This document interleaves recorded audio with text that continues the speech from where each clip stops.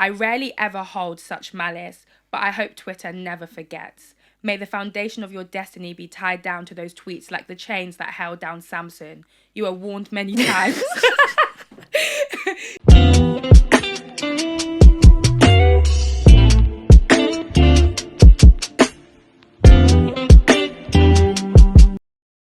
Welcome back to another episode of What's Your Problem? It's been a while, so let's reintroduce ourselves. My name's Nieema.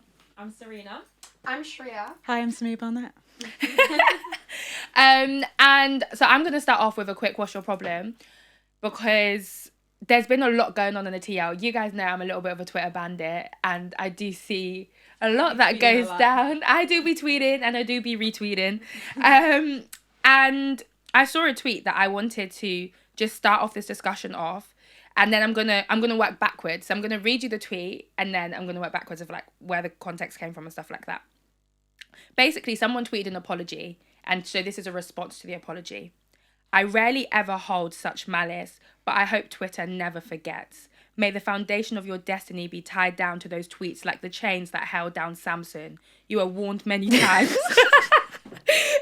You were warned many times, even by your mother. You were warned many times? Yeah. So I just found this tweet super powerful, and that's why I wanted to lead with it.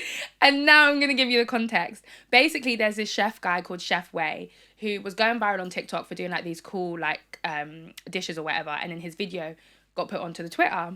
And people are like, I know that's not who I think it is.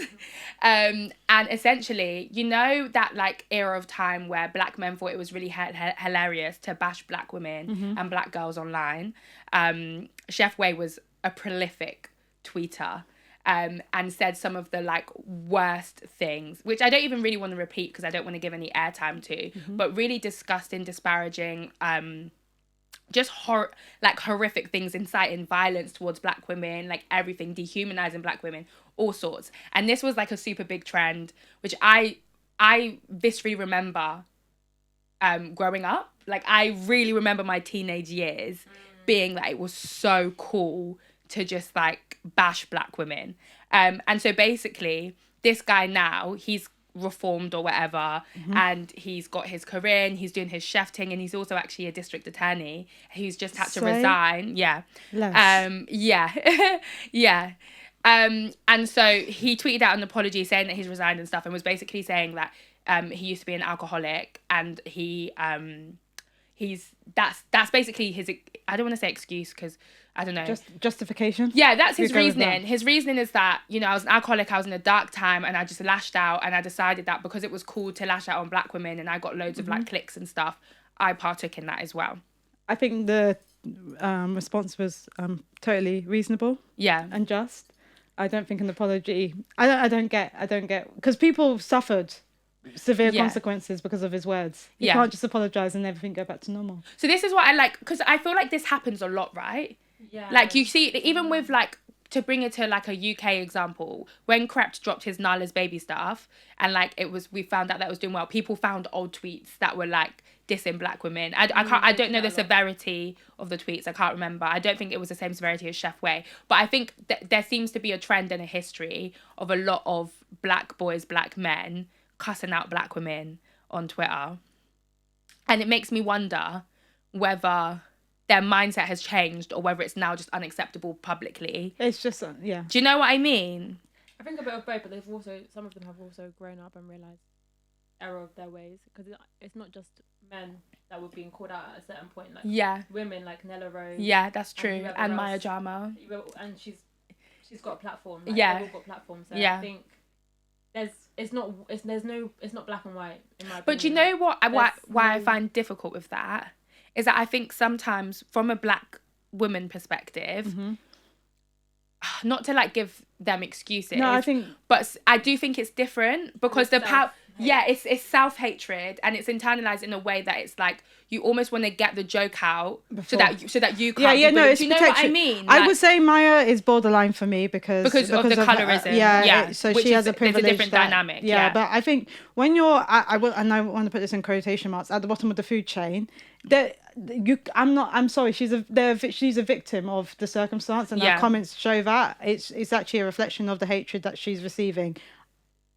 that's a different discussion. Yeah. But for black men, for a very long period of time, causing extreme damage to black women's mental health and overall well-being, can't just come and turn around and say, now, I apologize. Yeah. They need to, at best, just rebuild that. Because the thing is, we built what I think has happened as black women. It wasn't black men turning around and apologizing and rebuilding us to the stage that I don't want to use value because I now know that word, but it has connotations to the place that we are now. Yeah. Not that they've built us. So if it was a case of they turned around and realized, actually, we are going to build our black women and we apologize, I think we'll be having very different discussions. What happened is we built ourselves and then they were like, oh, now we see who you guys are. Yeah, that was wrong. Yeah, I completely agree. Like, I feel like black women decided to build ourselves up. There was like those movements about like, yeah, black women being beautiful and all this other stuff. And it was like, and also like celebrating our natural hair and natural hairstyles and all this other stuff. And then it's like, now it's almost like trendy to love black women. And so now I'm just like, where's the line? What's genuine? But then also, what do we just let go? Do you know what I mean? Like with the crept stuff, I can't remember the tweets, so I don't know. So like, forgive my ignorance if they were really bad. But I do remember thinking, this is smelling like hateration a little bit. Because not hateration. Because it's like, you're literally looking for tweets as he's like, releasing successful. Yeah. Do you know what I mean? Yeah. Like it felt like to like knock people off their pedestals. Yeah. It feels like fake outrage, doesn't it? At times? It is. Just outrage for the sake of outrage as opposed to the bigger issue. Yeah. It's interesting. I think there's also factors that you need to consider. For example, the age at which those things were said. I think Chef Way was a big man. No, I think that's he wasn't a teenager. Consider the times as well then. Not the times, just the age. Because it's like saying, my grandparents were racist, but that was because of the times. I'm sorry, it was never ever acceptable. It was never ever acceptable. There were still people in that time period that weren't racist. They made an active choice to be racist in that time. Yeah. Now, it's different saying at a certain age, with naivety and immaturity, you had certain points of views, but as an adult, like, as you built yourself as an adult, those views change.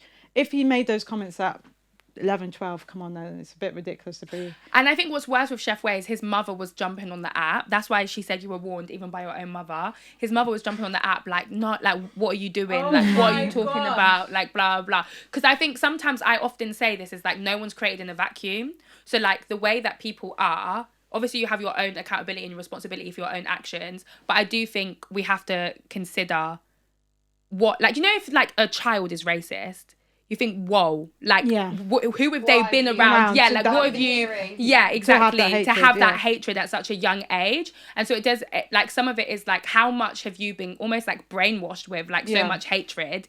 And then how much of it is, like, you have to take personal accountability? But I think that's why the Chef Way thing is especially egregious. Because his mum was jumping on the app like, yo, that's not my son. Yeah. Would you guys, sorry, just a quick question. Would you guys feel ashamed if your son was behaving like that? Oh, 100%. I would feel ashamed if my little brothers were. I'm like, that's terrifying. It is.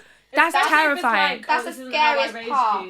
Yeah. Having a son. Yeah. Is if he's terrorizing somebody else's daughter. Like, or somebody's children. God forbid. I want, like, I obviously, God forbid, I hope, like, if I do have children, that my sons are just not those people. But if they are acting wayward, I hope that whoever they're acting wayward towards knows to call me to be like, get your son. Because there's absolutely no way. There's no way. I would be devastated. Yeah.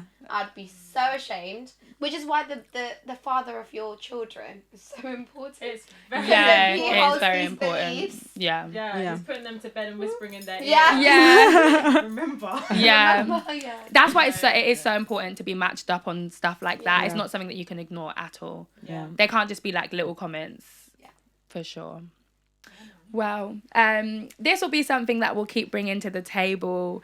Something, I do love Twitter, so I think I'll be introducing Twitter a lot to What's Your Problem. Any final thoughts? You've covered it. Amazing. We will see you next time. Bye. Thanks for watching.